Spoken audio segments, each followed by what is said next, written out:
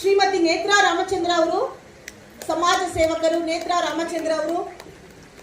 ನಂತರದಲ್ಲಿ ಸ್ವಾಮಿ ಗೌಡ, ನಿವೃತ್ತ ಇನ್ಸ್ಪೆಕ್ಟರ್.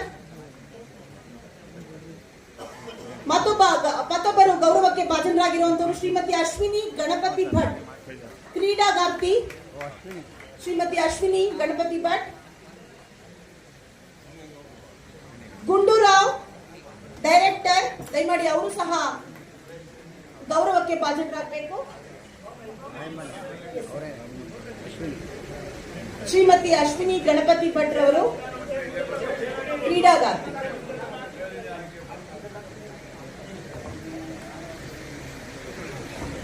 ಗುಂಡೂರಾವ್ ಅವರು, ಹಾ ಸರ್.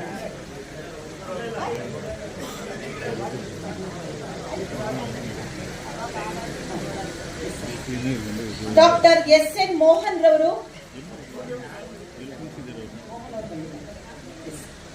ಶ್ರೀ ಮನೋಜ್ ಕುಮಾರ್ ರವರು ಸರ್ಕಾರಿ ಶಾಲೆಯಲ್ಲಿ ವ್ಯಾಸಂಗ ಮಾಡಿ ವೈದ್ಯಕೀಯ ಪದವಿಯನ್ನು ಪಡೆದು ಸಾರ್ವಜನಿಕರಿಗೆ ಅಗಣೀಯ ಸೇವೆಯನ್ನ ನೀಡ್ತಾ ಇರುವಂತವರು.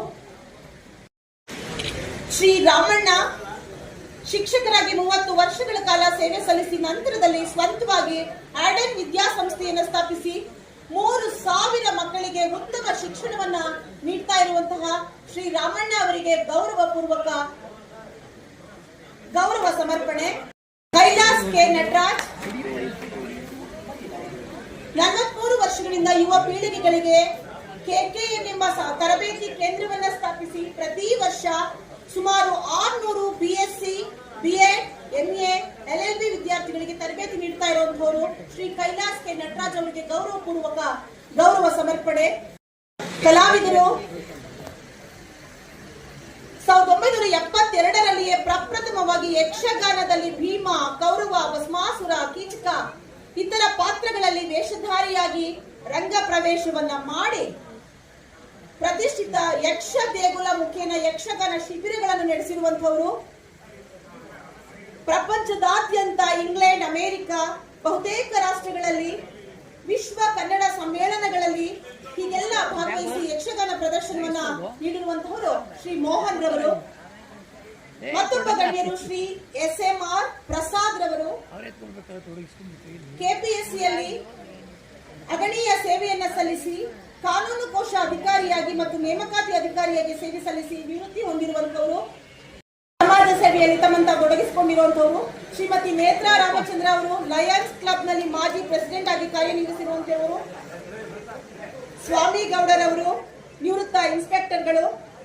Shrimati Ashwini Ganapati Bhat Indian ultra marathoner 100 miler ಓಟದ ಸ್ಪರ್ಧೆಯಲ್ಲಿ ಮೊದಲ ಭಾರತೀಯ ಮಹಿಳೆಯಾಗಿರುವಂತವರು. Asia Pacific long trail running ನಲ್ಲಿ ಚಾಂಪಿಯನ್ಶಿಪ್ ನಲ್ಲಿ ಮೊದಲ ಭಾರತೀಯ ಮಹಿಳೆಯಾಗಿ ಮಿಂಚಿರುವಂತವರು.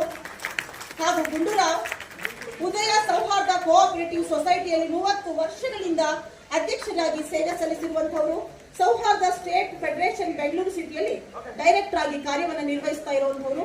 ಈ ಎಲ್ಲ ಗಣ್ಯರಿಗೂ ನಾಡಪ್ರಭು ಕೆಂಪೇಗೌಡರ ಈ ವಿಶೇಷ ಜಯಂತಿಯ ಅಂಗವಾಗಿ ಏರ್ಪಡಿಸಿರುವಂತಹ ಕಾರ್ಯಕ್ರಮದಲ್ಲಿ ಗೌರವವನ್ನ ಸಲ್ಲಿಸಿ ಪುರಸ್ಕರಿಸಲಾಗ್ತಾ ಇದೆ. ಎಲ್ಲರಿಗೂ ಅಭಿನಂದನೆಗಳು.